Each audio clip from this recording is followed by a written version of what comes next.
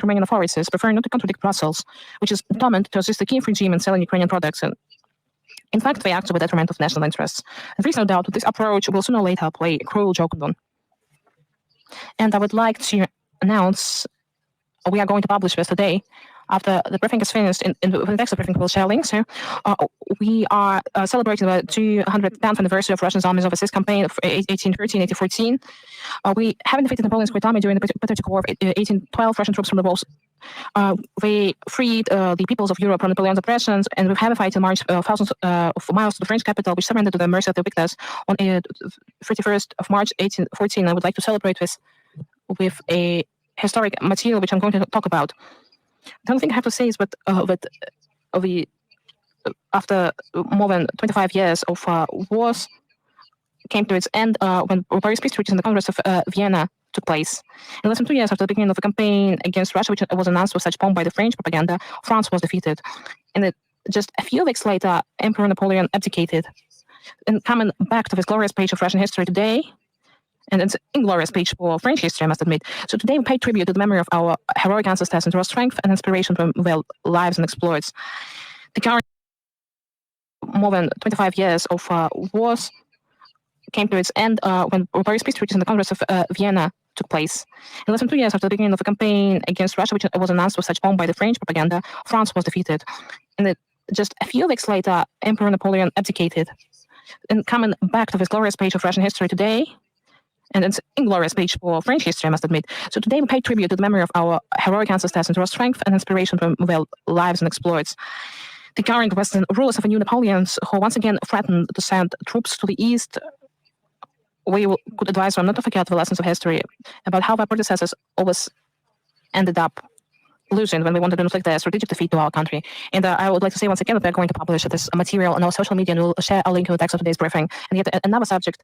Today, we continue to implement the program to support national literature of the peoples of Russia, within the framework of which since 2016, unique books in 69 languages of the peoples of Russian Federation have been published in the series of modern literature, poetry, children's literature, prose, dramaturgy, artistic publicist, folk wisdom, and so on. And at present, work is continuing on the preparation of collections which present literature by language groups. And in 2023, an anthology entitled Poetry and Prose of Finno-Ugric and Samoyedic Peoples was published. It includes original poetry and prose works by 106 authors written in 13 Finno-Ugric and Samoyedic languages of peoples of Russia.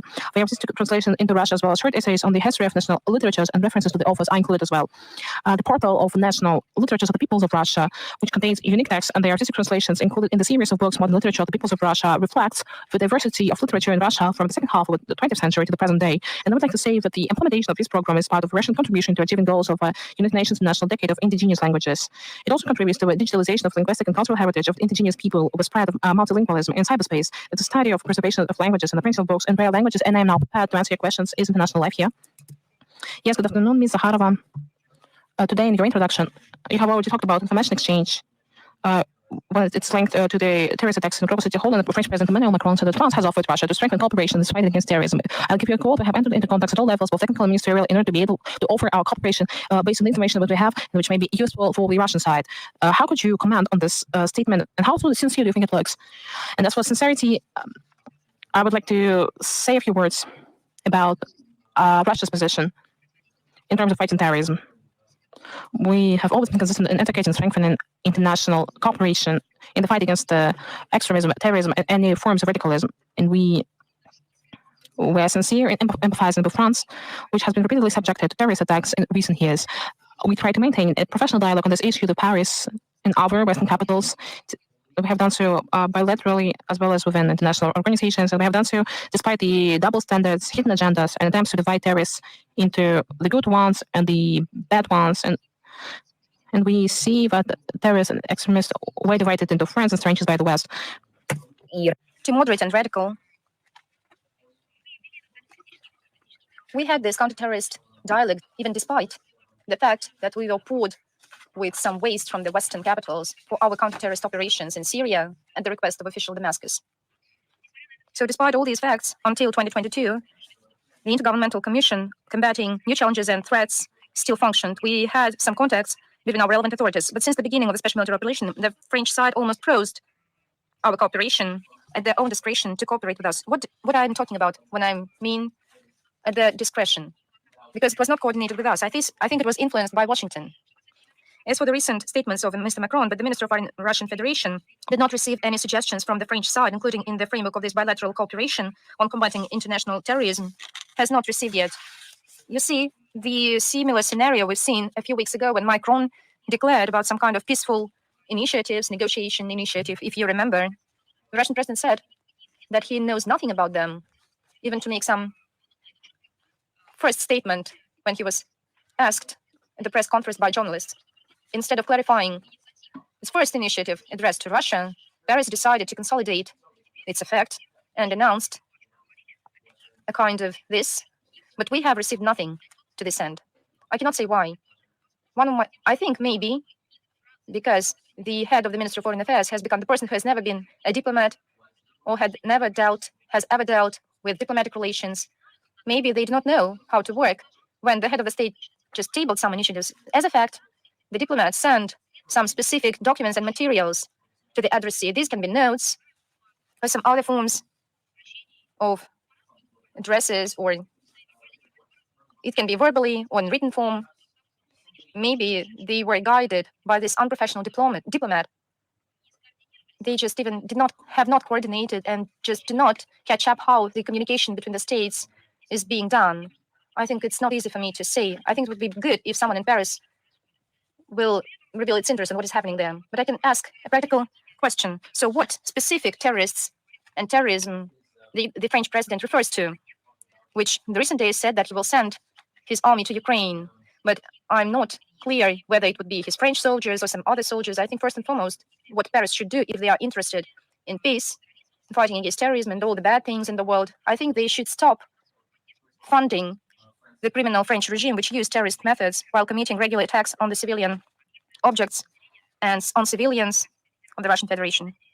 Otherwise, I get the sense that our French colleagues define for themselves some good terrorism to which the French foreign ministry can put a blind eye, letting it kill civilians and not even the Russian civilians, and divides it into some bad terrorists with which they can actively fight. But I think this can be so. This can be so. I think we're getting kind of an impasse along with their NATO partners. We saw what was happening when the ICs was formed, how they played with the anti-Soviet activity and created by surprise Al-Qaeda, which decided to kill its creators and founders. This bloody terrorist of the Crocus City Hall was implemented with the hands of the radical Islamists. But as President Putin said, we need to identify this ordering party. Let me repeat, these perpetrators were trying to hide in Ukraine. Maybe Mr. Macron can table some initiatives of joint cooperation to find this terrorism, the Ukrainian terrorism, pourquoi pas, as the Russians say. But we should keep in mind that since 2014, France has supported and justified the Ukrainian terror against the civilian population of Donbass. There was not a word condemning the Kiev regime. Currently, France is stepping up its military supplies with which the Ukrainian extremist and terrorist regime kills civilians. It has been spotlighted, the recent interview of the head of the security forces, Mr. Maluk, which prouded of the terrorist activities of the Ukrainian state. We are aware that Ukraine as a state has lost its sovereignty a long time ago. It has become a puppet of the West, and it lives for this money and for these funds. Maybe Macron can put aside this duplicity and call the names what they are. Call the things what they are. Maybe we will understand all his statements. And yet another question. The 21st of March, Moldavian authorities suspended broadcasting of the Russian Moldavian channel 5, and radio station Maestro FM. So how can you comment on this? I have already made a comment on this. I think if you want to hear it once again, I would like to say that this step is yet another example in this chain of numerous examples of the Chisinau's policy to suppress the freedom of speech and eradication of any dissent.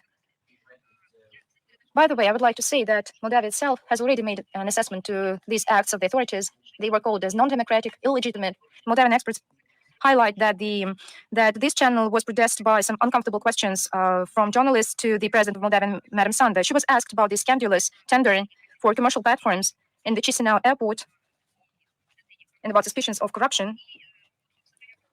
And that's how we see and how we read these events based on the expert's opinion. And I think that's the main reason for closing this channel. We have already 13 channels closed, which was suspended by the Moldavian, as they call themselves, democratic authorities. So let us look into the situation with the media, the mass media in Moldavia. Since December 1922, 6 Russian language channels revoked a license for the allegedly not correct broadcasting of national events and conflict in Ukraine. End of quote. On the 30th of October 2023, there was a decision to suspend the license of another 6 TV channels on the grounds of pushing forward of foreign interests. End of quote. Generally, taking the view that Madam Sanda is the citizen of Romania and she transformed Moldavian language into Romanian, so we cannot say that in Moldavia it is prohibited to push forward the Romanian interests. So that's not her.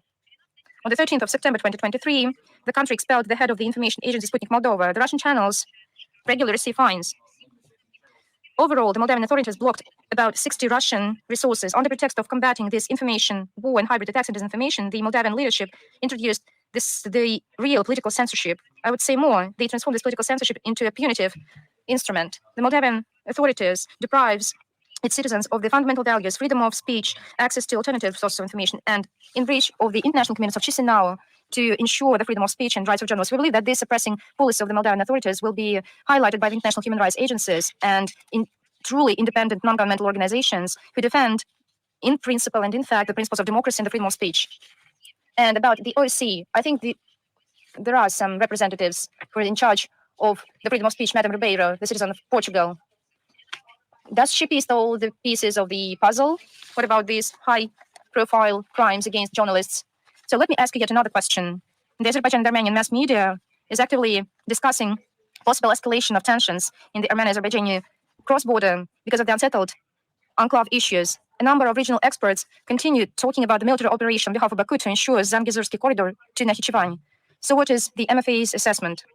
You know, our position remains the same. We call the parties to exercise restraint to avoid any forceful language, and all the territorial disputes and mutual claims must be communicated through political and diplomatic means. Such an issues, including to bringing back and the exchange of enclaves, must be settled in the framework of the bilateral commission to delimit the Armenian-Azerbaijani border. We are committed to support this work because we have cartographic documents and expertise. The same was adopted against the transport logistics between Armenia and Azerbaijan. I would like to highlight that we do not use the term Zangezur corridor. We're talking about the route which links the western regions of Azerbaijan with Nakhichevan through the territory of this unique region of Armenia. There is a good and well-functioning mechanism to elaborate compromises. This is a trilateral working group between Deputy of Russia, Azerbaijan, and Armenia. At its last meeting, which was held on the 2nd of June 2023, the parties were very close to adopting comprehensive, mutually beneficial decision to deblock the transport economic routes in the region. And we call all the partners to show political will and resume interaction with the traditional trilateral format, including this trilateral working group. So please, thank you. Thank you to you. Is Rater with us? Maria Vladimirovna, good afternoon. You have touched upon on our question about those who ordered this terrorist attacks in Proper City Hall. It is obvious that the investigative committee cannot establish all the ordering parties, but nevertheless, what is the opinion of the MFA taking into account all the current information and all the evidence? Can you say about some traces or some evidence or some causes, and whom can you point the finger at? As if you haven't been with us today, I think you heard all that I was talking about today. As you know, the second point I would like to mention,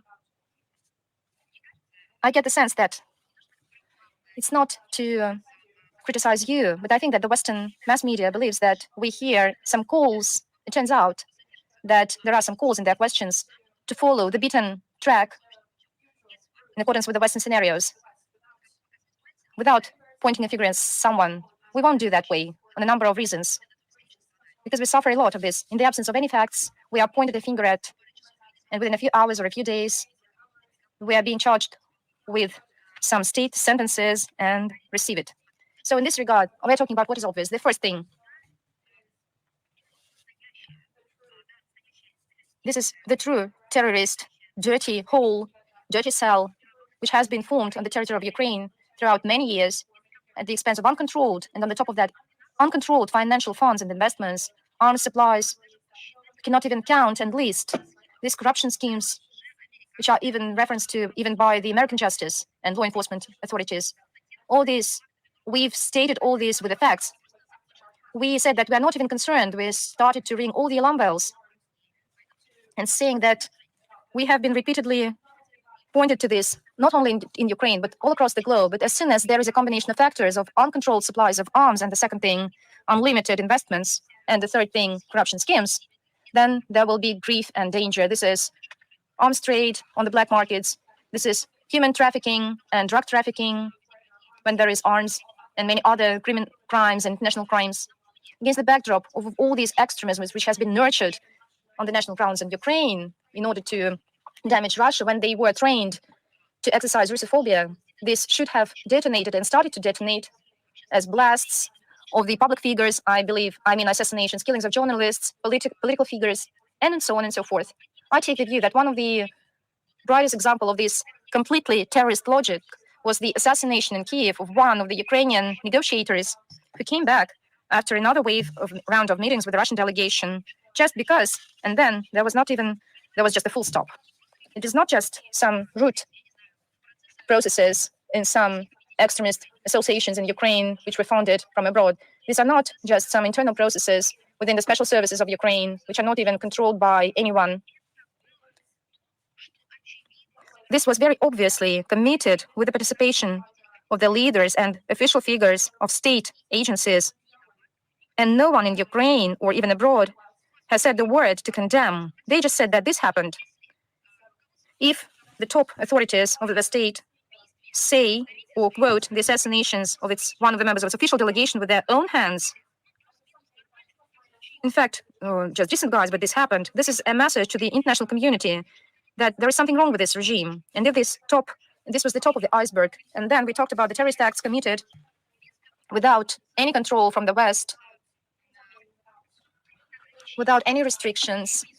And then on the top of that, with the sponsorship, because they invested huge amounts of money, and this complicity of the family of the leaders of the United States through these projects, all these established a nurturing ground for extremism and terrorism. We cited this exactly every month at briefing. This is irrefutable evidence and fact.